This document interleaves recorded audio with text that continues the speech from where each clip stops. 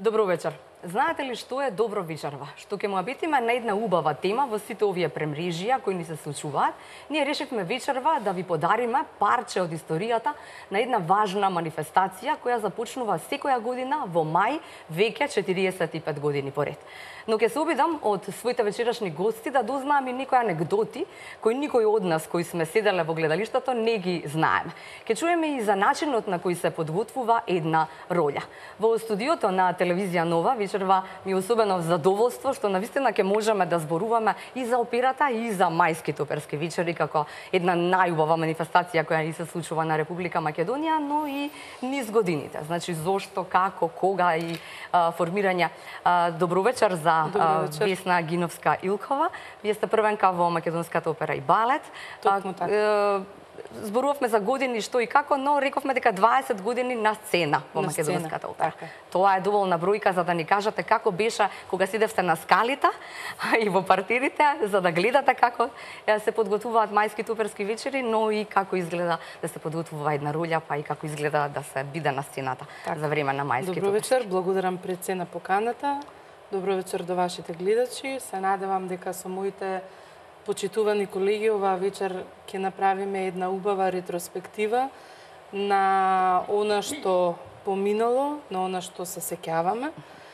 И се надевам дека ќе го задржиме вниманието на сите оние кои што не следат вечер. Да, затоа и сакав оваа саботна вечер да биде вечер во која што малце ќе се одмориме од политика и од се она што не окупира сите овие изминати години. Добро вечер и за Славица Петровска-Галич. Вие сте, како велите, 37 години во Македонската опера и балет. Македонски народен театар. Да, Македонски народен театар, така е, да. А инаку 30 години од 30 години ќе биде следната година од мојата прва представа Травијата, тоест аудициона представа. Фактички 88 година станав солиста во Македонска опера. Супер. Добро вечер и за драматургот во Македонската опера и балет, но и човекот кој што веројатно заедно со овие две прекрасни дами многу знае, ако се увидел да напише или создал веќе монографија која што ќе ја видиме така некаде септември, како ми рековте, и која се однесува на 45 години токму на овие наши две вечерашни теми. 45 години од мајските оперски вечери и 70 години Македонска опера. Добро вечер до вашите почитувани гледачи. Крсто Скубев. Крсто Скубев. Моментално обавувам функција драматург. Иначе почнав како бас во хорот на операта, со колешките и во хорот на радио телевизија Скопје. Што се приметува. И 37 години во Македонската опера и балет, односно во Македонскиот народен театар. Да. Тој е и така формиран. 1945 година почнува драмата. 1947 е првата оперска, професионална оперска представа во Македонија, Кавалерија рустикана од Пјетро Маскањи. 49-та се создава балетскиот ансамбл. И во јануари 49-та е Валпургиска ног, тоа е едно балетското парче од Фауст на Шарл Гуно. Тоа е првиот балетски настап во кореографија на основачот на балетот Ѓорги Македонски. Иначе, што се однесува до монографијата, таа опфаќа два сегмента. Не само мајски вечери, 70 години Македонска опера и 45 години мајски оперски вечери, бидејќи многу е важен датумот. Датумот е 9 мај. 9 мај е почетокот на првата представа, Кавалерија рустикана, и 9 мај е почетокот на првата представа на мајски оперски вечери, 1972 година. Тоа е цар Самуил на нашиот Кирил Македонски. Тоа се мегиниците, а 9 мај знаеме дека е ден на победата на фашизмот, а сега ден на Европа. Јас би рекол и ден на мајските оперски вечери. Така е, ден на мајските оперски вечери. По ова, нели, отворање на ова отворено студио врзано со културата, најдов една многу интересна ваша изјава, Гиновска-Илкова, велите вака. Самиот фестивал, зборувајќи за мајските оперски вечери, има своја велика тежина. Тој низ годините имал своји осцилации, сведок сум на години кога воопшто не се одржуваа мајските вечери поради штрајкови и незадоволство, придружено со финансиска Една немоќ. година тоа, една година. Така е, да. Но били исто така сведок сум на исклучителни вечери, кога месецот мај беше резервиран за бројни наслови со големи оперски звезди. Бев студент и партерот и скалите од страна беа наши места. Токму така. Уште од студентските денови ние бевме една генерација на студенти кај професор Милка Евтимова, која исклучително беше присутна на не само мајските оперски вечери, него на сите представи кои што се даваа во театар. Јас за овие 20 години сум сведок на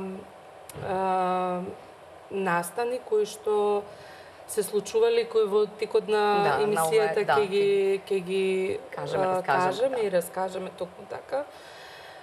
Ние бевме студенти и бевме желни, бевме гладни за знаење, за работа и делување на сцената. Така и започна мојата приказна. Уште од студентските денови влегов на факултетот за музичка во средното музичко образование. Инаку целиот мој животен пат е пропратен со музичката наобразба, почнувајќи од своите 7 годишна возраст, па натаму сега да не образложуваме мојата биографија. На факултетот за музичка уметност мојата професорка, еве во оваа прилика ја поздравувам. Поздрав. И благодарам што не насочи на вистинскиот пат.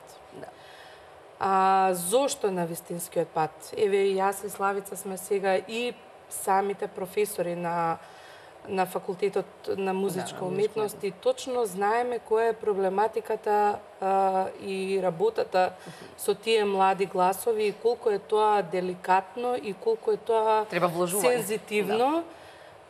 Не смее да се погреши, затоа што една единствена грешка во нашиот орган нема, како да кажам, нема поправен.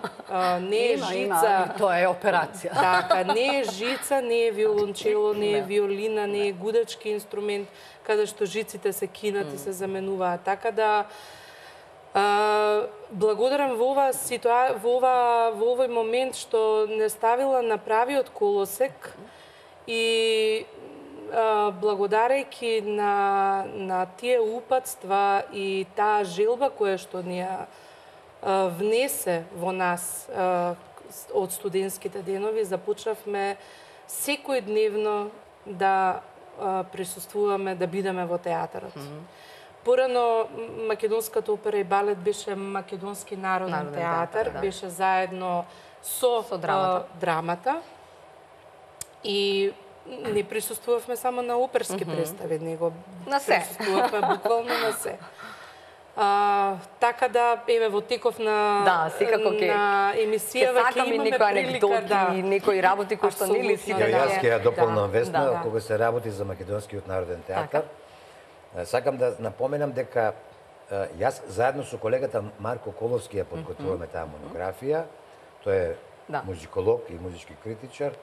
Меѓутоа, кога се случи раздружувањето на Македонскиот народен театар, на мнение сум и тврдам дека е грешка во именувањето на новите институции. Еве зошто.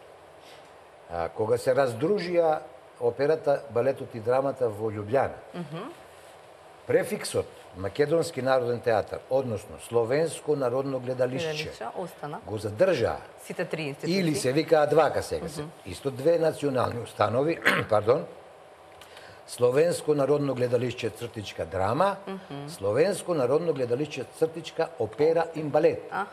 Мислам дека требаше и кај нас така да се остави назад. МНТ драма, МНТ опера и балет. Тоа е веќе работа на политиката и така, меѓутоа, тогаш во тие еуфорични моменти кога се донесуваше одлуката, не ја послуша таа сугестија, мислејќи дека еве зошто. Треба да се разграничат ролите или? непознавачите на историјата на операта и на балетот ќе мислат дека е формирана во 2004 година. Така да. А не во... А пред тоа уште многу години има. Затоа велам дека е сгрешено тогаш. Меѓутоа тоа не се поправа сега. Така е, да. Тоа сакав да го надополнам. Која беше првата представа опера? Зборувам која гледавте од Скали, како студент, веројатно. Знаете како? Јас прво мајските оперски вечери беа преполни со случувања. Дали имаше еден ден слободен или два? Во тие од 9 до 31. Од 9 до 31 мај. Тоа значи дека имаше гостувања, дека имаше филхармонија, дека музичка филхармонија, македонска филхармонија, свој настап, дека имаше балетот своји презентации, операта, така да тие месеци, тој месец дена, мислам дека живеевме и јас се уште, иако се уште не влезена, живеевме за тој месец мај. Може би затоа сега ми е уште во сеќавање, ете, мај, кога ќе дојде прва асоциација, нормално мајските оперски вечери, Се сеќавам на своите подготовки со каква радост, со каква желба сме оделе на проби, на генерални проби, да ги слушаме, сме се сликале со уметниците, сме земале подписи, сме разговарале околу техниката на пеење, сме примале сугестии, што е многу битно, за разлика од денешните студенти кои малку по-тешко се влегува во, да речам, во светот на пробивање, на докажување. Така да операта за почеток или за стар, па одиме, Господја Петровска, Галич, кои се пак вашите спомени? На што прво се сеќавате кога еве вака некој од страна ќе ви рече мајски оперски вечери? Па јас се сеќавам на моја прва улога Барбарина во Свадба на Фигаро од Моцарт, која мислам никогаш нема да ја заборавам таа трема, каква трема имав. Каква трема имав? Страшна трема, мислам, пазите, во тоа време јас само што почнав, а веќе требаше да пеам со доајени наши, како што е Анастасија Димитрова, која и ден денес ја почитувам, иако е почината. И сметам дека она наш најдобар пејач кој постоеше за овие 70 години. Опера. Искрено кажано. Со задоволство сите нејзини улоги ги гледавте? Да, ги проследував, иако наследничка нејзина е Весна, не сум јас, али навистина ја обожавав. И, значи, со неја настапував со Миомир Тасич, кој исто беше многу добар баритон. Добро. И како ве пречикаа тие колеги, што, нели, веројатно се некаде во главата идоли? Знаете што, вие секогаш имате поддршка од прави професионалци. Немате поддршка од такозвани професионалци, уствари, во душа и во нивното знаење материи. Од нив никогаш, значи, оно што е полошо од вас, а е на некоја позиција, никогаш нема да имате поддршка. А тие што се професионалци кои се докажани на сцена, никогаш нема да ви прават пречки. Знаат колку вредат и знаат дека е тоа. Точно. Они дури ви дават целосна поддршка. Па тоа зборувам, за поддршката е муабетот, нели? Имав голема среќа да почнав со врвен диригент Новаковски од Полска и Жернецки од, еве, моментално, зашто не сум го заборавила, а уопште нема ни унам да го спомнам, режисер. Тоа со тримата си доаѓа се. Да, и требаше една сцена се направи, пошто Барбарина е во некоја такозвана врска, иако Жерецки сакаше да направи љубовна врска со Керубино, и тоа за мене беше страшно, не можев. Значи, прв пат на сцена настапувам, прв пат пеам улога солистичка. И уште со Ана Мухич требаше нешто таму да изведеме. Па на крај, пошто никако не успеа тоа да се реализира на сценски проби, нормално почнав да плачам и кажав, јас тоа не можем да го направам. а диригентот Новаковски само кажа на режисерот да ја оставиме ден-два, нека као да се свирам, нека, па и нормално беше многу добра представа. Мала улога, али чим има арија, таа е веќе. Таа е веќе улога. Да, тоа беше мој прв настап на печатлива, да. Па така имаше една критика од Димитрова, прилично симпатична. Радка Димитрова, кај што кажа Славица Галич Петровска, блесна со своја мала улога. Да. А кажете ми, кои се првите мајски оперски вечери на кои се сеќавате како гледач во гледалиште?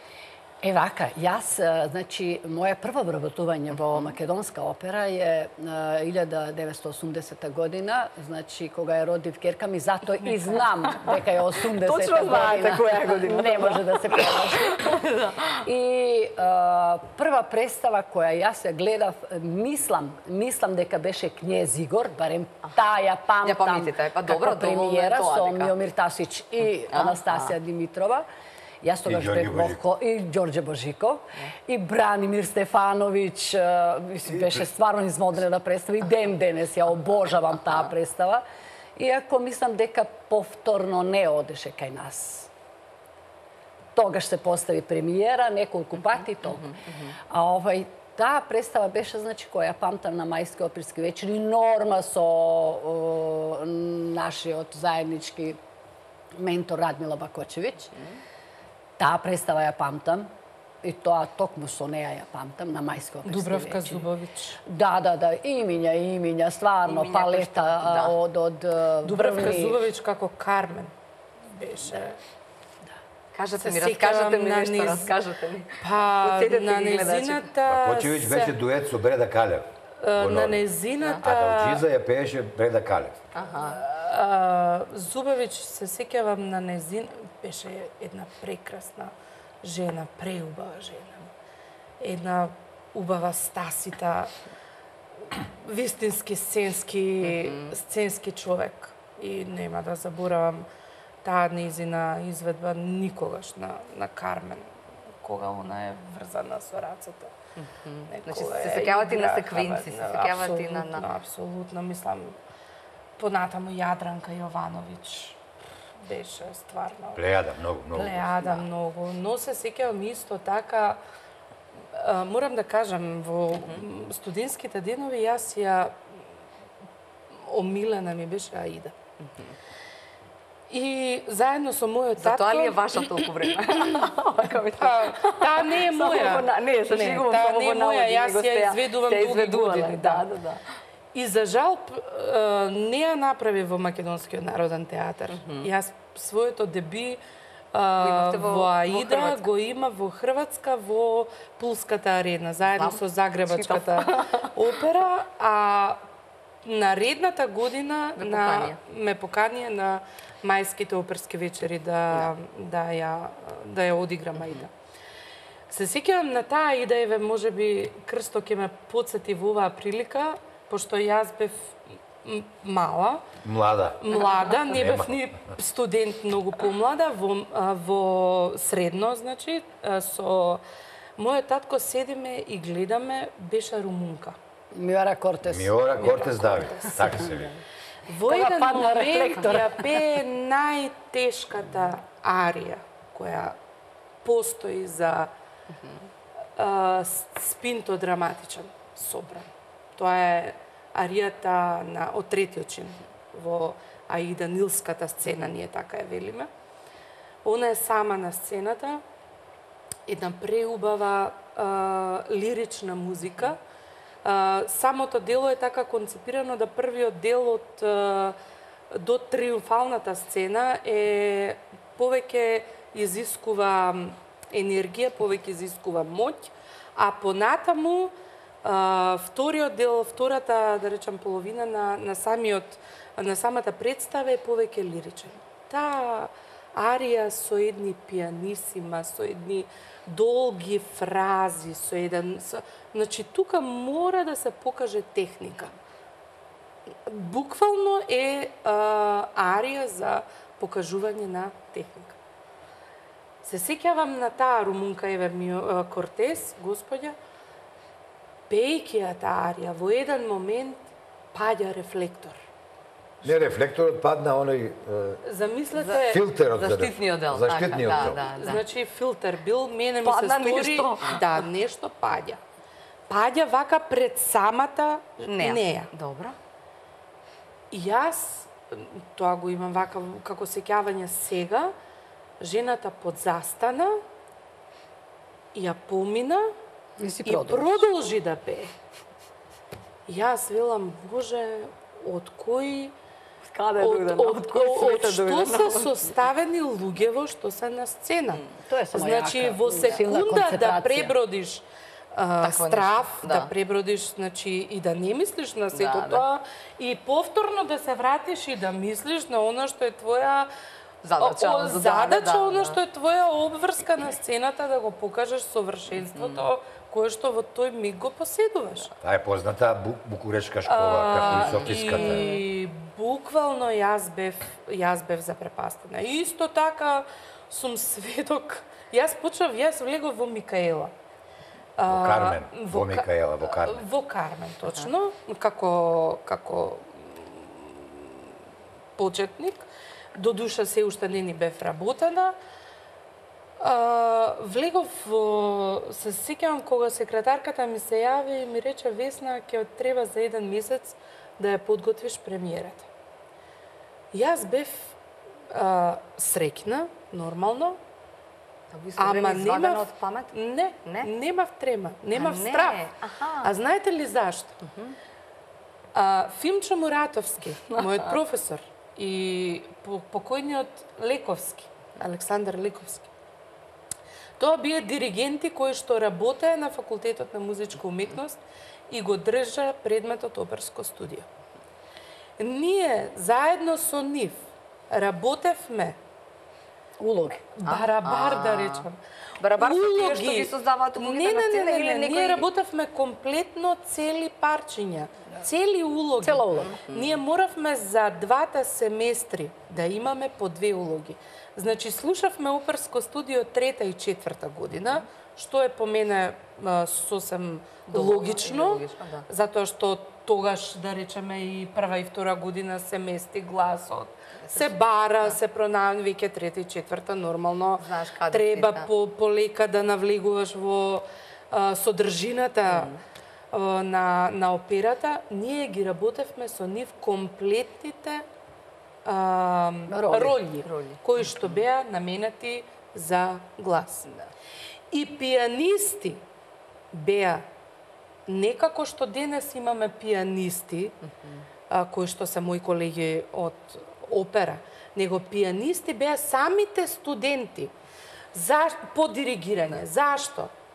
Затоа што диригент мора да знае, освен тоа да диригира, мора да знае да свири клавир и мора да знае јазик. Како што за основно правило за секој музичар е да знае да свири пијано и да знае еден јазик. Затоа што нашата литература е исклучиво на италијански, француски, германски, руски јазик. Тоа се јазиците со кои што говори јазикот на операта. Така. Тргнувајќи од таму, јас бев спремна. Мене кога ми се јавија, јас само не знам дали беше ти ми избледија сега во овој момент сеќавањата. Имав гостин Дон Хозе, Сергеј Дубровин, кој е еден раскошен тенор, еден фантастичен глас. Јас, Микаела, завршува мојат трети чин, завршува мојата арија, ја фокусирана повеќе на ариите, дуетот со него, завршува мојата улога. Јас во еден момент се вртам и си велам, добре, заврши се како што треба. Тоа се секунди што поминуваат низ главата на уметникот во движејќи се надвор од сцената, и во еден момент чувствувам рака. И ме врти Сергеј и ме враќа на сцена. И сега? И јас реков, нешто заборави. А што заборавив, не знам. Дали имам уште? А тој сакал да ја доигра сцената на тој начин што нели мене ќе ме земе, ќе ја земе и ќе каже мојата драга, почитувана, љубена селанка, свршеница селанка. Е моја. Ете така да тоа е почетокот и понатаму се нижат. Понатаму е растот. Понатаму е растот. Понатаму е растот, да. Која беше првата представа на која што пак вие се сеќавате? Јас се сеќавам поодамна на представа. Да. Јас се сеќавам на првата представа на Мајски вечер. На вистина? Па да, тоа е 72 година. Да. Кога јас сум роден. Не, јас редовно ги посетував до вработувањето, после почнав да учествувам во нив. Така да после од сцена ги гледам. Може би е важен податокот да кажеме дека до отворањето на сцената во денешниот МОП, а тоа е 83 година, првата оперска представа е на 25 февруари 1983 на новата сцена, на Буко. Од Верди со Лековски, со маестро Лековски го спомнавме. До тогаш мајските вечери се одржуваа во универзална сала. И замислете, таму имаше 1500 места. И секогаш беа полни. Ајде сега, ако се враќаме наназад, идејата за фестивалот, За создавањето на фестивалот е на покојниот тогашен директор и поранешен тенор Васил Ќортошев. Крајот на 60-тите години, бидејќи јас малку поодамна памтам, нели?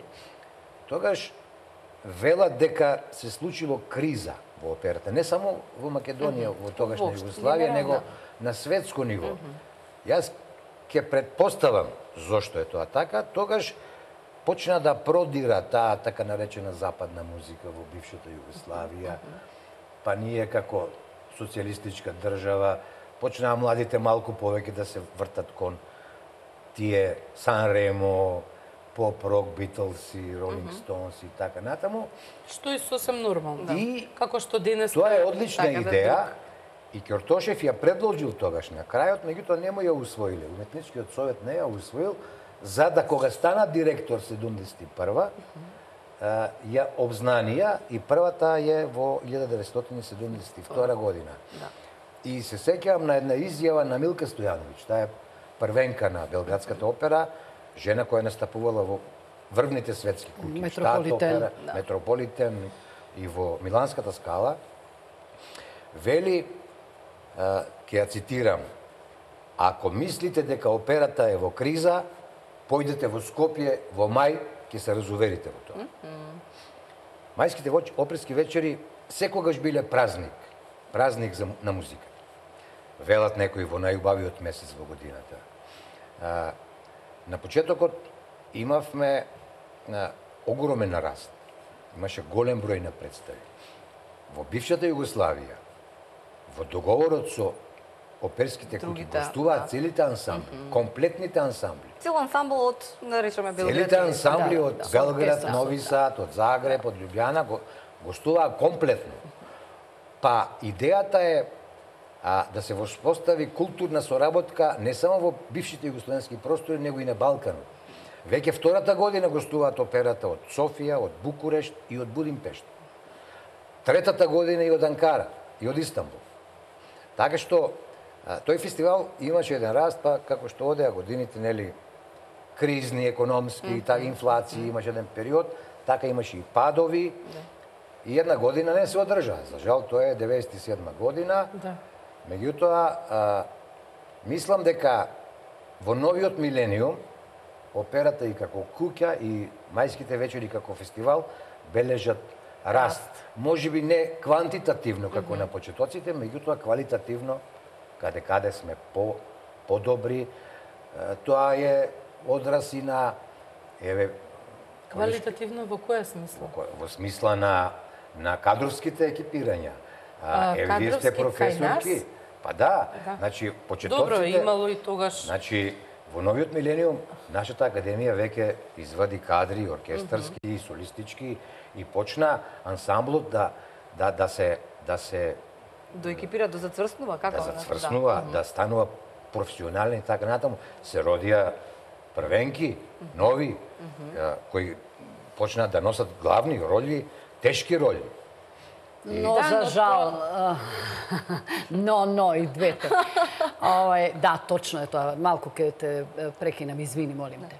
Точно е тоа, но носители на главни, на најтешки роли се многу и многу ретко ги има, тоест значи многу малку не има. Ние сме многу Па сега да кажам дека ми е драго што изнедривме ние наши кадри. Тоа ми беше моја. Да, но меѓутоа мајските вечери обично се гостување. И треба да биде така, и треба. Со наша екипа треба да бидат гостувања. Чекајте, зборуваме за мајски оперски вечери 70 години. Не, 45 години. 45. Пардон, опера е 45, да, извинете. Зборуваме за опера 70 години. Немојте да ги забораваме оние кои што се пред нас. Сигурно, јас токму тоа сакав да кажам. Анастазија Димитрова. Неки ги спомнеме сега, извини, на почеток. Ги спомнеме луѓето. Тоа биле кадри, тоа биле луѓе кои што... Весна, треба да ги кажеме најнапред основоположниците. Творците на опера. Добро. Тоа се така наречената македонска петорка. Не смееме да во ниеден момент да помислиме дека операта почнува од нас и завршува со нас. Така е, да. Зборувавме за професионалци. Јас сега не го реков. Не го реков дека како е растела опера. Не велам дека ти го рече, но да не заборавиме не заборавиме дека операта Јас ги спомнам сега првите творци на куќата. Тоа е така наречената македонска петорка, визави руската петорка. Мусоргски, Глинка, Чајковски, Бородин, така натаму. Така се наречени македонската петорка, тоа е втората генерација кај нас. Петре Богданов Кочко, Трајко Прокопиев, Тодор Скаловски, Живко Фирфов и Стефан Гајдов. Тоа е таа петорката. Тоа се луѓето кои ја создале првата професионална оперска песна. Знаеш зашто е тоа битно? Битно е за новите генерации што доаѓаат. Затоа што новите генерации многу малку знаат кои се луѓе на мајските оперски вечери поминале. Само да се дополнам. Знаете зошто? Затоа што, извинете, само да докажам. Затоа што мајските оперски вечери, односно операта, живее преку уметникот. Не живее уметникот за операта. Уметноста почива на љубов и ентузијазам. Така е, апсолутно. Без љубов и ентузијазам нема уметност. Една Гена Димитрова има пеено на нашата сцена. Сега ме влече за јазик, значи 80-та година. Во Универзална сала гостуваше комплетната Софијска опера. Јас ги памтам и солисти. Диригент беше прославениот Руслан Рајчев, кој диригираше во светските оперски куќи. Гена Димитрова ја пееше Абигаил. Никола Василев го толкуваше Набуко. Стефан Еленчев еден феноменален бас. Захарија. Се тресеше Универзална сала. Поготово на ариите на Гена Димитрова. Се тресеше Универзална. Гена Димитрова е гениална. Едноставно Него да се вратиме на Кавалерија Рустикана. Кавалерија Рустикана, таа петорка е комплетно ангажирана. Да речеме, Кочко, покрај тоа што го толкува Туридо, главната тенорска роља, учествува во подготовките на хорот, заедно со Гајдов и со Скаловски. Скаловски е диригент на првата представа.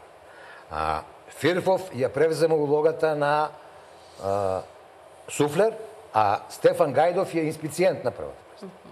Значи, покрај музичката подготовка ги обавуваат и другите елементи без кои нема представа.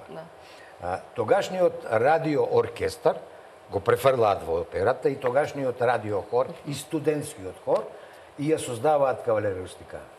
Меѓутоа, биле доблесни луѓе. Значи, да речеме, само 3 години после Асно е формирана оперска куќа во Македонија. Тоа е мислена именка за многу држави и ден денеска во светот. А замислите, велат дека имањето оперска куќа е атрибут за државност. Тоа се многу важни податоци.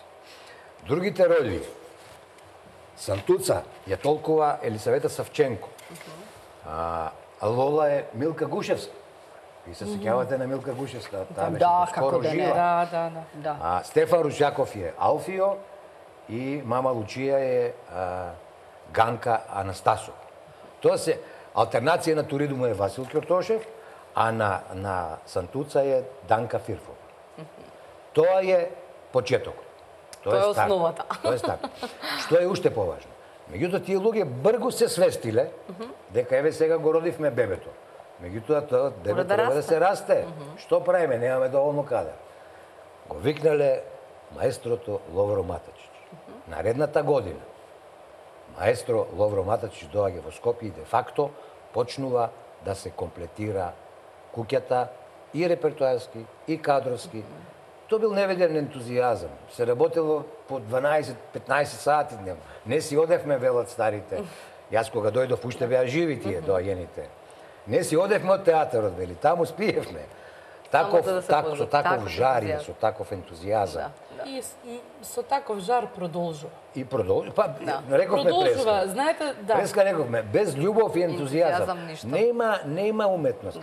Во музиката има еден многу убав израз, се вика агогика. Вие можете точно да ги отсвирите нотите или да ги отпеете. Ама ако нема душа, нема да допре тоа таму. Тоа е таа агогика, кој е многу важен сегмент, поготово во најубавата уметност, музика. Може ли само ги заборавме рекламите? Да. Ајде, Уза пауза за нив, па продолжуваме, да.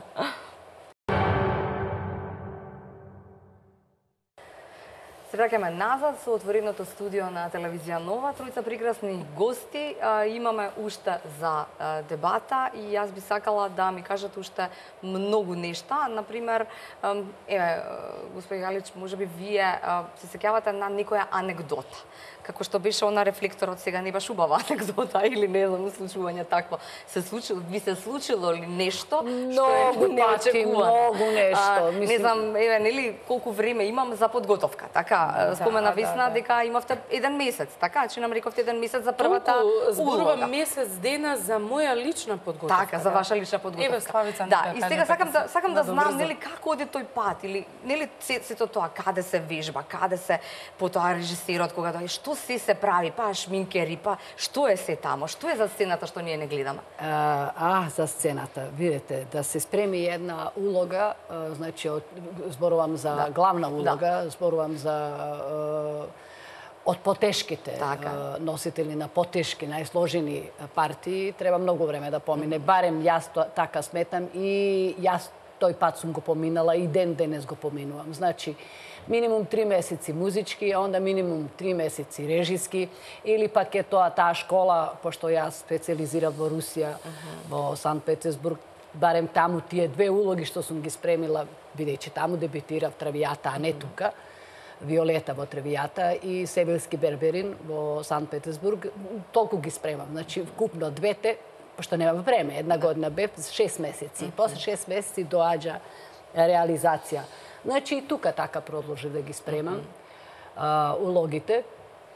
Студиозно. Значи, прво музички, па технички, па интерпретационо, зависи што спремате, која улога спремате. А инаку анегдота памтам, и тоа никогаш нема заборавам. Значи, многу ги има на сцена, тоа е уживо, све се случува уживо. Ја памтам една представа Травијата, каде што, нели, фустанот е на дрот, а дрот, ако знаете, поставен од жици, која е основа доле, не знам кој круг, метари, не знам, метари 20-30, и на тоа е после поставено жице и материјал, фустанот. Во еден момент, пошто немаше сошивено као што треба, или се распарало веќе и не ми е јасно, имаше еден луфт измеѓу материјалот и тоа е постава и жица од дротот. Мене, у самата арија ми влегува штикла, висока, измеѓу платно. Не знам како успеав среќа што беше предолг фустан, па не се примети, како успеав на една нога да ја завршам естрано арија, која е, впрочем, најтешка за еден висок сопран колоратуре. Со десна нога. И со чаша во раце, на една нога ја завршив и само чекам да се спушти. И нормално тоа се примети, пошто нормално стабилност е сознано поинаква. Имаше една столица среќа од десна страна, па така успеа малце да се додржам. Да, и има една, мислам дека и Крсто многу добро се сеќа, а тоа треба да го кажем, мислим тоа, ја не знам. Тоа е гениална анегдота, тоа е вистина. Само дали е тоа. Не за Набуко. Свадбата на Фигаро. свадбата на Фигаро. Како си се Во Куманово, кога имавме настап. Не, во Тетово мене ме турна Зорица Стошиш од практикално. Сите паднавте. Сите како доаѓавте, значи Тетово беше во Тетово. Со гирландите, јас си викам Соки лево. Тоа беше страшно. Како кој излегува хор? Имавме кореографија. Предходните паѓаат. Кореографија имаше и со тие гирланди двајца ја го носат цвеќето, нели, и играат со чекори. И јас сега доаѓа на кај мене, она нема гледа со грбот. Јас си викам Соки лево. И се качува.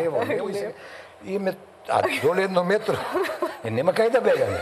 И ме турна и паднам. Да, а тоа е затоа што наша сцена е голема и има да кажеме 5-6 степеника. А у Тетово морало сето тоа да се сузбие, да се смали и место 5 3. Ама кореографија е правена со 5 групи по 10. И како која доаѓа представа, тече, нели? Овие како се качуваат, овие доаѓаат и сместо овие треба нема и само се слуша. Само се слуша. Нема више, нема место.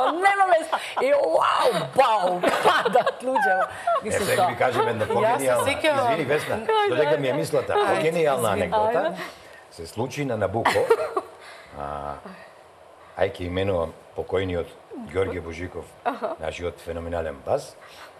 И еден колега од хорот, тој сега е во Норвешка, лековски диригираше и Набуко има 3 паузи. Имаше. И они биле во бифето на паузи, подпивнувале.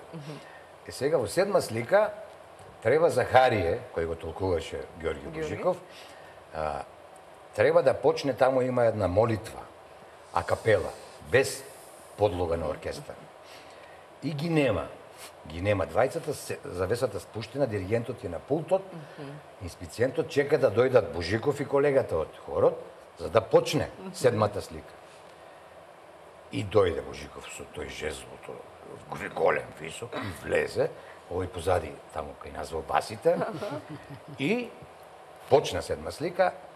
Во Набуко има едно фортисимо пред таа молитвата, пред Јехова, фортисимо, и како што беше маестро Лековски, маестро, прави грми оркестарот и прави генерал пауза. Стоп! И колегата прави и тоа отиде во публика. Кој не фати еден смев, и сега Лековски се лути од таму, никој не почнува. А Божиков, наместо да ја смири, се врти и му вика: од шприцерот ти. Уште толку смеа. Ој, мафта, не. И Жоро некако почна, па ја избутка. Тоа е вистина. Ама супер. Ама во таа секунда, после генерал паузата, отиде тоа во публиката и публиката се насмеа, нормално. Опера гостува во Прилеп или Куманово, подсетиме. Во тоа време актуелно Валандова. А, да. А Блага. А Блага Петровска, поздрав до незе. Главна звезда. Звезда? Да. Освојувача на награди и така натаму, но Блага. Е делот, да. Мислам дека Блага стана публиката. Блага! Ја аплаудира. Звезда. Звезда. Ма која представа Блага е Блага и крај. Супер. Така да, еве од поновен, јас во суштина правев се. И создавав улоги, создавав семејство и така натаму. Моите деца израснаа во театарот. Значи, сабота, недела, работевме, се спремаше, додека ја спремав Тоска, јас пеев во првото студио нашето во театарот. Недела, сабота, немаше делници, празници. Драганов, режисерот, ми го заспиваше Ведран во Курличка, па среќа што имаме долги ходници, па можеше да... Ке успиеш. Ета така. Ја спремаме Тоска. Мојот сопруг мораше да се надои. Ведран. Едно дете имав тогаш, мислам, само он мораше да се надои, беше мал, 8-9 месеци. И јас знам дека го носеше на 3 сати. Па ќе дојде, ќе го надојам и продолжувам на мала сцена. Тоа беше време кога јас бев директор и јас ја вратив. На 3 месеци дојде. Малиот имаше. Да, немаше ни 3 месеци. Ја фактички не ни земав ни породилно отсуство, затоа што нема време да бидам на породилно отсуство. Среќа што имав како да кажам, поддршка од фамилијата. Ама и поддршка и од колегите, нели? Велите сите беа тука за... Пред се од фамилијата, затоа што треба некој да го чува тоа. Дете, да, за додека ти си на работа и така натаму. И така, некако паралелно, кога газиш, кога чекориш, газиш, е многу тешко и многу напорно, но многу сладко, убаво чувство. Никој не мисли за тоа кога ќе паднеш, кога ќе се сопнеш и кога ќе направиш. Но имаше, еве сега ќе ви кажам, сега повторно ми текнува на еден кикс, Ваш? Говорен, да, Лидија од Македонија, 2004. Не, тоа беше премиерата. Седма имаше пак една, јас мислам, или... Така, некако меѓу последните незини изведби. Лидија од Македонија, незиното крштевање и така натаму оди и јас имам тука еден говорен дел. И почнувам да го кажувам Лидија, мајка од Македонија. И заборави. И стоп. Блок. Едноставно блок во тој момент. Се случува. Не можам да се сетам на текстот понатаму. Суфлер обавезно имаме, суфлер од една и од друга страна. Многу далеку не го слушам. Не можам да гледам, пошто таква е режијата да морам да гледам напред, нешто кажав со своји зборови, битно падна завесата и така добро се изнасмеавме, битно, да, добро се изнасмеавме, па нормално и публиката. Мислам дека го примети, дека не беше дел од... Така. Али тоа се, како да кажам, нешто што, нели, нашата професија, во живот, така, ете, треба да имаш и тој сенс да го имаш да се снајдеш на сцената во одреден момент. Еве, не гази времето, јас мислам дека треба да ги кажеме и... Не сакам да ве прашам дали сте на исто мислење, пошто чинам дека малце се разидовме околу тоа, нели кој што како мисли. Мислиме дека на мајските оперски вечери треба да имаме повеќе наши солисти или да имаме место за наши? Не, мајските вечери се концепирани за размена на искуства. Добро, значи да имаме и наши и странци, така? И за да видат странците до кој степен сме ние, и ние да видиме до каде сме тие. Што се случува во светот, нели? Добро. Да, ама сега се малку поинакви комуникации. Не сакам да кажам, да не ги заборавиме годинешниве мајски вечери. Така е, тоа сакав сега, еве да ја кажеме програмата на годинешниве мајски вечери. Да. Зашто еве за 2 дена ќе почне. Така е, да. Потоа затоа и сакав да биде овој ден посветен. Зашто ќе не сгази времето да не заборавиме тоа да го кажеме. Нема да заборавиме. Годинава мајските вечери ќе почнат со Травијата. Тоа е најпопуларната и најизведувана опера. И најиграната на колешката славица. Травијата е чуден феномен. Може би, една од причините е тоа што, нели, во либретата оперски обично се херојствата земени, некои цареви, кралеви се влюбуваат, па не се влюбуваат, па не им дава да се влюбуваат, така. Овде е земен еден човечки, еден сензибилен момент. Се работи за љубов на обични луѓе. И тука е еден лицемер, Жорж Жемон, таткото на Алфред, кој е лицемерен човек. Он ја знае љубовта и на синот и на Виолета, меѓутоа Неизи вели едно, него му вели друго. И фактички после се покајува, ама доцна е тоа. Затоа е Травијата, може би, човечката би рекол, најмногу допира до сите нас. Духовна, да, најдобро. Травијата има реприза на 11-ти, на 10 мај доаѓа ансамблот на балетот од Сплит. Таму е моментално директор нашиот Игор Киров. Тоа е негова кореографија, представата се вика На пат.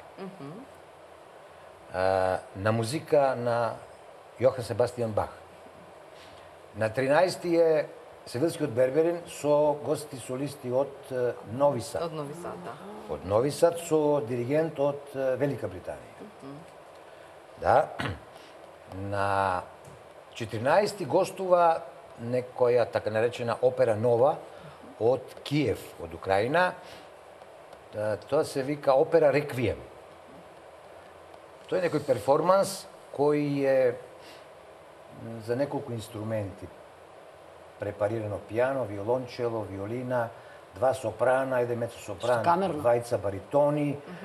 Тоа е некој перформанс кој опера реквием. Такво нешто беше пред неколку години на Галина Вишневскаја, кога гостуваше една... И тоа е некој спој на различни музички жанрови, од акапела, црковна музика, до джез, до поп-рок, до фолклорни елементи, некој таков спој. Ке видиме што нешто ново.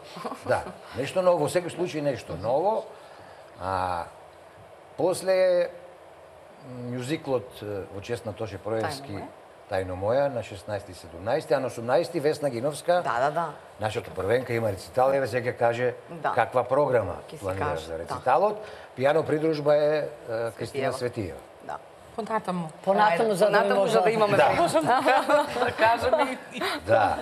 Следува после тоа следува една праизведба на детска оперета на нашиот Стојан Стојков, се вика Пролетна приказна. Либретото е правено на текстови на нашите поети Стојан Тарапуза, Васил Куновски, Ванчо Николевски и така натаму. И бавите детски песни. Уште поважно е тоа што тој проект е влезен во така наречената Опера Европа. Тоа е една манифестација која се одржува од 2008 година наваму и Македонската опера и балет е вклучена во таа манифестација. Организацијата се вика Опера Европа и има една друга организација РСО која се вика Едукативна организација за оперско како оперски студија. Нашата оперета детска е влезена во таа манифестација. Дојдовме до кој? Дојдовме до уште два балети. Добро. Лебедово езеро. Во Лебедово езеро е спецификата тоа што ќе свири комплетниот оркестар на Државната опера од Пловдив. А кога е Лебедово? На 20 мај. Мај, добро. Значи, оркестарот е на Пловдивската државна опера. Следува рецитал на нашиот првенец и директор Игор Дурловски. Балетскиот спектакл Клеопатра, кој беше до неодамна. И завршните два настани се Мадам Батерфлај со комплетна солистичка екипа и диригент од Тирана, од Албанија. И традиционално Аида со гости, солисти од Анкара, од Турција. Пардон, диригент е, морам да го напоменам тоа, нашиот Вања Николовски Ѓумар, бидејќи се случи една немила ситуација, истакнувајќи го на нашата веб страница, изреагираа некои од публиката дека покојниот, да кажам за гледачите дека тој е брат на покојниот, за жал, Саша Николовски Ѓумар, кој живее и работи во Америка долги години, тој е композитор и диригент и еве тој ќе ја води Аида на годинашниве мајски. Работеле и со него. И со Вања сме работели, ние сме го виделе поодамна и мило нешто ќе биде на мајските. Тоа е програмата за... Имаме уште еден блок реклами, а потоа слушаме програмата, може?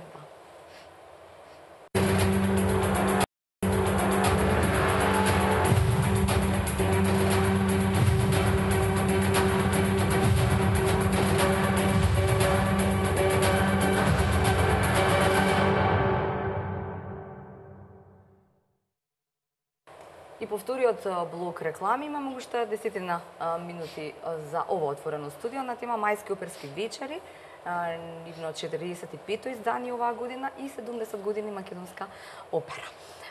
Ви се сакавте нешто околу овие две книги, чинам да кажеме за програмата со која што представите? Во овие две книги е на секој по свое ведување дадена една ретроспектива. И третата книга е сега книгата која што ќе излезе во септември. Во оваа книга е Македонскиот народен театар во самостојна Република Македонија. Тоа е ево оваа книга за гледачите од нашиот покоен Велјо Кочишки, кој инаку исто така беше директор уметнички како Славица, во Македонската опера и балет, и една многу убава фактографска книга која го представува сите збиднувања на театарот од своето осамостојување. А ова е една книга мене посебно драга од мојот драг професор и диригент Фимчо Муратовски. Книгата се вика Оперски приказни, во која што на многу интересен и на многу едукативен начин се напишани сите улоги и сите опери, сите либрета на оперите кои што одеа кај нас, и тоа е навистина едно негово видување, и ова е буквално едно богатство за секој уметник. Особено млад уметник. На млад уметник кој што почнува, сега доаѓа неговата монографија заедно со господинот Марко Коловски, која е исто така, значи тоа се... Само да ја надополнам, Весна, значи освртот во монографијата што ќе следува е даден повеќе на необработениот период. Така, на кој што го немаме во... добро. Од 47 до 2000... Тоа е само плюс. До 2002 имаме неколку изданија по разноразни поводи и таму се сублимирани некои елементи. Ние цитираме од тие факти кои се неминовни. Меѓутоа, освртот е даден на така наречениот необработен период. Од 2002 до 2016-17 година, необработениот, и тој е сублимиран сега како нова фотографија и како нова приказна, нели, што се случувало. Растови и падови. И такви книги и понатаму треба да има. Ете, вие сте професор, ќе утре некој ќе магистрира на темата, нели, македонска опера. И понатаму треба да се создаваат. И може би треба да се направи некоја иницијатива затоа што младите луѓе, младите кадри кои што доаѓаат многу малку ја знаат од нив историјата. Денеска младите луѓе, младите уметници живеат го живеат ова сегашно време како што впрочем и ние го живееме. На интернет и на Фејсбук. Да, добро, на интернет и на Фејсбук, да, ние сме, они сега имаат се на дланка со интернетот и со Фејсбукот. Но никои работи не може да ги дознаат од интернет, што се овде во книгите забележени. Книгата е таа која што дава посебна топлина. Книгата би рекол е вечен сведок. И таа е таа која што останува за секогаш. Значи, јас кога ќе ја прочитам оваа посвета овде, тоа не може да го замени ниту интернет, ниту Фејсбук, ниту ништо. Може би јас сум таков карактер на човек, на уметник, но сметам дека книгата е она која што останува. И затоа и на моите студенти постојано го говорам тоа, дека мора да читаат, да се образуваат, што повеќе информации дознаваат, толку многу подобро.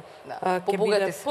Апсолутно. Тоа е на крајот на краиштата, знаењето не може никој да ти го земе. И не може да ти го на мајски оперски. Да не го заборавиме, што да очекуваме. Така, значи, мојот настап е во рамките на мајските оперски вечери по препорака, односно покана на уметничкиот директор Сони Петровски. Инаку тоа е проект кој што е одобрен од Министерството за култура.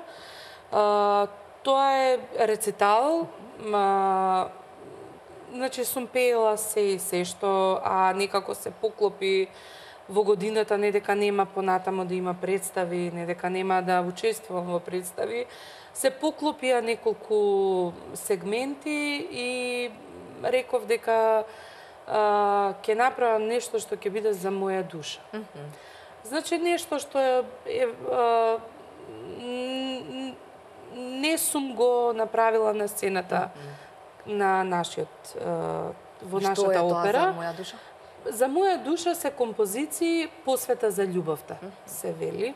Генерално операта е дадена кон љубовта и кон тој пиетет на љубовта. Нејзините, како да кажам, либрета се земени од Пушкин, Шекспир, Дега, така да имам еден дел кој е посветен на русите. Имам еден дел кој што е на моите омилени композитори Поланк, Форе. Понатаму нормално арии кои што сум ги изведувала на сцената. Тука се и германскиот репертоар, Штраус, Цуайгнунг, тоа е посвета, и Морген, утро. Така една многу убава разновидна програма и многу тешко е сето тој, целиот тој сите тие композитори и сите тие стилови да ги усогласите. Многу потешко е концертното пеење, мислам ќе се согласиш, од самата подготовка на опера. Зашто се фокусираш на односно овде си фокусиран на повеќе сегменти, на повеќе автори. И секој има своја... И сам со себе, нормално. Гостин е мојот почитуван колега Горан Муратовски. Заедно ќе отсвириме прекрасната композиција Морген од Штраус. Он има едно свое соло делница. И така, во целост режијата ми е на Дејан Прошев, да не заборавам. Веќе ја договараме, ја замислуваме, така, ја кажувам своји видувања. Тие своји и ќе се најдеме некаде. Тој свој, нормално, секогаш е компромисот е најбитната работа, точно. Јас очекувам една интеракција со публиката. За крај, сакам, операта секако беше дел од овој разговор, мајските оперски вечери беа во фокусот, да речеме, на нашето внимание. Сакам да знам, ако има некаква логична, зошто токму на 31 мај секогаш, секоја година, мајските оперски вечери завршуваат со Аида? Тоа ми е едното прашање. Второто, што мислите, дали е добар патот на македонската опера овие години, 70 години, пака во некоја минутка? Дали оди во нагорна линија, да речеме? Па би требала во секој случај да иде во нагорна линија. Пред не знам колку години јас бев директор, 3 години, од 2002 до 2005, инаку бев и директор на самиот фестивал Мајски оперски вечери една година. Видите, секој директор си има своја видување, своја замисла, да, и за време на неговиот мандат сака што повеќе новитети да внесе. Се она што може би го посакувал. Сега знаете што? Тоа е меч со двеоштрици. Може, например, нешто што е модерно, ултрамодерно, како што е на Запад, например, да не се допадне на наша публика. Во прашање е вкус и нормално воспитање на сама публика, на менталитетот наш. Ние имаме вкупно месечно 4 до 5 или, ајде да кажеме, 6 представи настани. И тоа зависи какви се тие представи, дали е тоа железен репертоар, или еве сега како што идеме со тајно моја и така тоа. Значи имаме многу малку термини за да можеме да правиме експерименти. Лично сметам дека можеме, зашто реков меч со две острици, можеме и да ја изгубиме публиката, затоа што сепак е тоа опера и јас лично мислам дека треба што повеќе да има класични представи од железен репертоар. Значи, Моцарт не сме имале оддамна, еден Дон Джовани, али тој Дон Джовани еднаш годишно ќе се прошета и тоа е толку. Еве, гледам и од руски репертоар воопшто немаме, па и нашиот македонски немаме репертоар. Сега, дали е тоа нагорна линија или, како што кажав јас, треба да се оди кон нагорна линија и да се зголеми број на термини, на представи, затоа што видете, ние моментално имаме многу представи на репертоар, но лично сметам дека не е тоа. Тоа е ваше мислење. Пак се враќам на тоа дека секој директор се одговара за свое време. Така. Но да не се случи да ја изгубиме публиката, многу тешко се враќа, да знаете. Не, она верна или она публика која што знае што имавме еден период кога ја изгубивме публиката. Па сега редно е да го спомнам мојот почитуван колега Оливер Балабурски со неговите вредни раце, успешни раце. Успеа да направи репертоар. Успеа да направи репертоар и да го врати и публиката да ја врати. После него јас станав директор, имав добра подлога од него и се труде тоа барем да го одржите нивото. Да го одржам. Извинете, може ли само уште по сметам дека за такви генерални прашања. Добро. Ни треба многу време за една цела дебата, не. Многу едноставно одговорот. Секој кој доаѓа на функцијата, затоа го спомнав на преска, не сме да помисли дека од него почнува операта. Генерално, мора да има една насока, еден правец, каде ќе се движи операта. Тоа се значи кардинални правци кои на тие основи ќе се надоврзуваат сите. Затоа што на крајот на краиштата директорите, дали бил уметнички, дали бил генерален, дали бил директор на балет, на сценска техника и така натаму. Значи тие се само според мене луѓе кои што ги промовираат во одреден период своите идеи. Институциите се тие кои што мора да дадат насока, здрава насока, каде да се оди, во кој правец да се оди. Конкретно за операта е Министерството за култура одговорно и тоа е тоа кое што мора да даде насоки. Да ја прифати или не програмата, да ја прифати и да има една стратегија, долгорочна стратегија. Каде се гледаме? Значи ние зашто? Затоа што ние сме доведени во една ситуација кога веќе нешто ќе се започне со смената на новото раководство. Ти не знаеш дали имаш нормален тек на настаните, односно нормално продолжување на действите, или се од почеток. Или се враќа, значи ние, знаете како, јас се чувствувам како да сум на конец. И сега ако тој директор сака да ме стави овде, ќе ме стави овде. Ако сака, јас зборувам како поединец за себе, јас сум одговорна.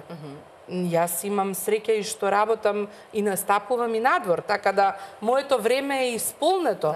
Но што останува со оние луѓе кои што треба да работат? Не, кои што се во македонската опера и балет, кои што со години немаат за пеење. Знаете ли кој е тоа уништување? А тоа се кардинални и капитални гласови. Значи, една генерална стратегија.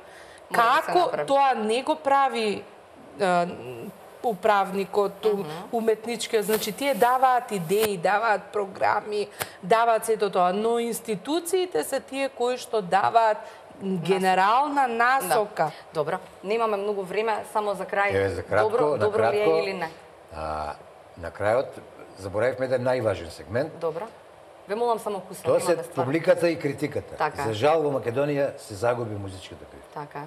Во право сте. Тоа се главните критериуми за опстојба на уметност. Така. Ако те прифати публиката, ако критиката позитивно се изрази за вашиот настап, за вашата представа, тогаш сме на прав пат. Епа еве ги повикуваме критичарите да и ги повикуваме во вторник на отворањето на мајски оперски вечери. Тие што малку остана. Многу малку. Гаснат весници, згаснуваат весници, нема музички критичари, немаме, затоа што музичката критика треба да се свати како не, треба да се свати како колектив, точно што вика коректив на коригирање на она што не чини. И дел од колективот, зборувам, дел од колективот, затоа што таа те стимулира да одиш напред. За жал. Ви благодарам и вам, драги мои, што и вечерва бевте заедно со уште едно отворено студио на телевизија Нова. Се гледаме и следната сабота. Довидување.